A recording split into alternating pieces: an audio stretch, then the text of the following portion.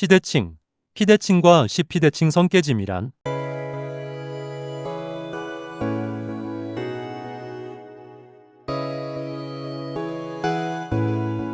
초기의 과학자들은 우주에 물리적 대칭성이 존재한다고 믿었습니다. 입자의 전하를 바꾸어도 역시 동일한 물리법칙 즉 스핀의 방향이 일정하다고 믿었습니다. 그리고 입자는 거울 대칭이 있어서 오른손 회전을 하면 왼손 회전을 하는 동일한 입자도 같이 존재한다고 믿었습니다. 그러나 일부 입자는 이러한 전하 대칭과 페러티 대칭을 지키지만 일부는 지키지 않는 것을 알게 되었습니다. 시대칭이란 전하 대칭 또는 전하 켤레를 의미하며 입자를 그에 대응하는 반입자로 바꾸었을 때에도 물리법칙이 변하지 않는 성질을 나타냅니다. 즉, 양전하를 음전하로 바꾸었을 때에도 물리법칙이 일정하다는 것을 나타냅니다. 시대칭에서는 전하, 자기 모멘트 등은 반대로 바뀌지만 질량, 스핀, 에너지 등의 전하와 무관한 성질은 그대로 유지됩니다. 전자기력과 강력은 시대칭을 지킵니다. 전자끼리 충돌할 때나 양전자끼리 충돌할 때 발생하는 전자기적 상호작용은 수학적으로나 실험적으로나 동일합니다. 광자는 자기 자신이 곧 반입자인 입자이며 전자기장은 시변환에 대해 부호가 반대로 바뀌는데 광자 두 개가 관련된 물리 법칙 내에서는 시대칭성이 보존됩니다. 강력은 빨강, 초록, 파랑이라는 색전하 사이의 힘입니다.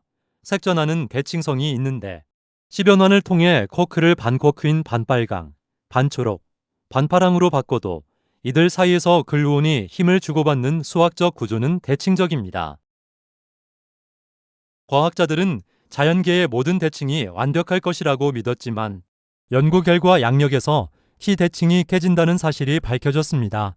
입자가 붕괴할 때 입자와 반입자의 붕괴 비율이나 각도 그리고 스핀이 다르다는 것을 발견했습니다. 대표적으로 자연계예요. 모든 중성미자는 스핀 방향이 운동 방향과 반대인 왼손잡이 중성미자로서 시대칭이 완벽하다면 왼손잡이 반중성미자도 존재해야 하지만 자연계의 반중성미자는 모두 오른손잡이이므로 전하만 바꿨을 때는 스핀의 차이로 이렇게 자연에 존재하지 않는 형태가 되어버리므로 시대칭이 깨집니다. 피대칭은 거울대칭 또는 페러티 대칭을 의미하며 우리가 거울을 볼 때 왼쪽과 오른쪽이 바뀌는 것처럼 우주의 물리법칙이 거울에 비친 세상에서도 똑같이 적용되는지를 다루는 개념입니다.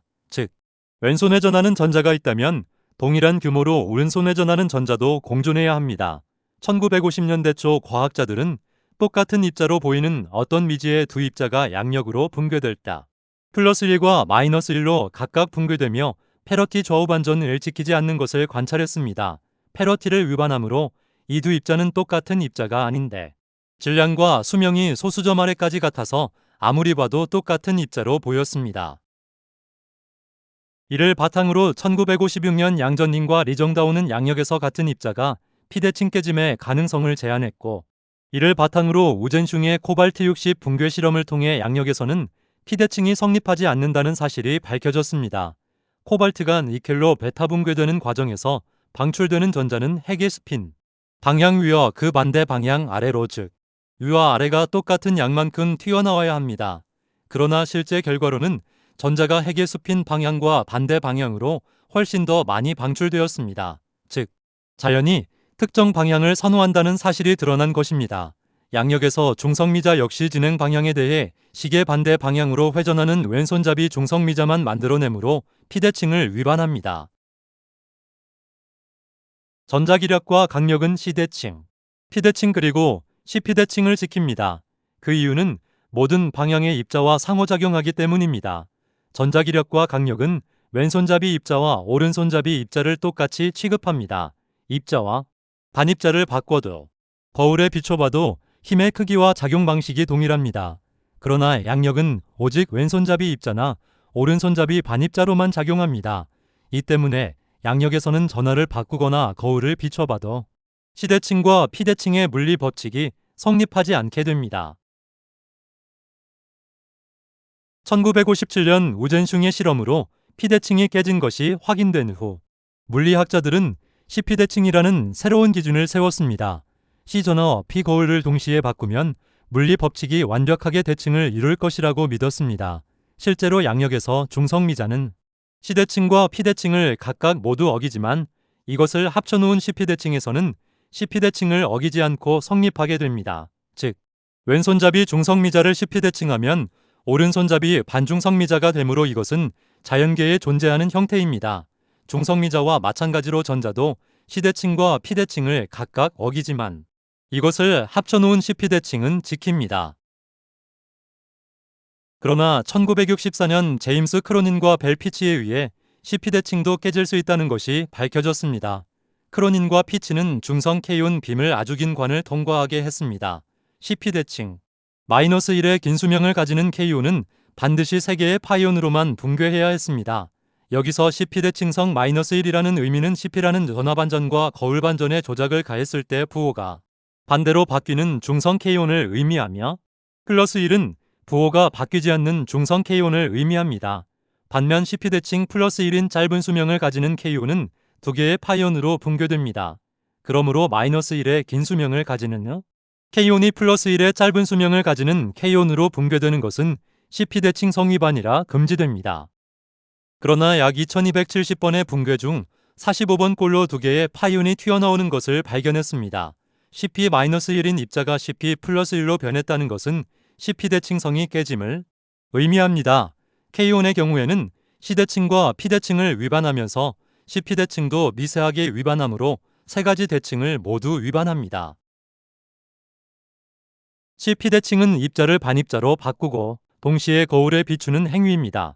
만약 시피대칭이 완벽하다면 물질이 움직이는 방식과 반물질이 거울 속에서 움직이는 방식은 수학적으로 동일해야 합니다. 그러나 시피대칭이 깨져 있기 때문에 물질과 반물질은 물리 법칙상 서로 다른 취급을 받으며 서로 다른 방식으로 행동합니다. 만약 시피대칭이 완벽했다면 물질과 반물질은 서로 만나 모두 쌍소멸하여 빛만 남았을 것입니다. 하지만 시피대칭이 깨졌기 때문에 아주 미세한 차이로 물질이 더 많이 남게 되었고 그 덕분에 지금의 우리와 별, 은하가 존재할 수 있게 되었습니다. 중성미자가 반입자도 그 자신인 마요라나 입자이거나 시피대칭을 지키는 왼손잡이 중성미자와 오른손잡이 반중성미자는 만나면 쌍소멸해야 합니다. 물론 실제로는 양력의 베타 붕괴에서 왼손잡이 중성미자와 오른손잡이 반중성미자는 한쪽만 생기므로 거의 이들이 만날 확률은 적지만직 음의 베타 붕괴에서는 반중성미자만 나오지만 이론적으로 시피대칭이 성립하는 존재가 만나면 쌍소멸해야 합니다.